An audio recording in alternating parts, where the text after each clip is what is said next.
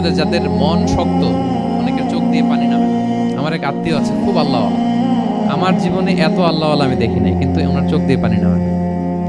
বারবার এসে আমারে বলে যে মিজান কি করবো বাবা, তুমি একটু মোনাজাত ধরো। আমার মনে আছে আমি ওনাকে নিয়ে মোনাজাত ধরতাম, তো ওনার কান্না আসে না চোখ দিয়ে। এত আল্লাহওয়ালা, খুব ভালো মানুষ, কিন্তু চোখ দিয়ে পানি নামে না। এটা অনেকের হয়, নানা কারণে হয়। আল্লাহর হাবিব সাল্লাল্লাহু আলাইহি ওয়াসাল্লাম বলেছেন, কারো যদি চোখ দিয়ে পানি না নামে বা হৃদয় নরম না হয়, তারা যেন এতিমের মাথায় হাত বুলিয়ে দেয়।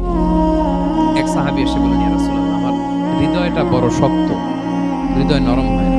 রাসূল সাল্লাল্লাহু আলাইহি ওয়াসাল্লাম বললেন, তাই আতুহিব্বু আন ইয়ালিনা কলবুক, তুমি কি চাও তোমার হৃদয় নরম হোক, তুদরাকা হাজাতুক, এবং তোমার আশা পূরণ হোক?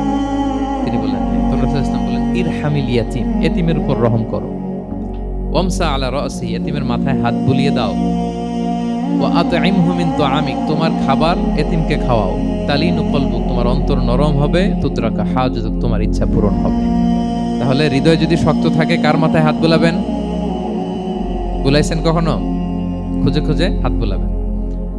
বাংলাদেশে তো অনেক অরফেনেজ আছে, অনাথ আশ্রম, ওখানে যাবেন।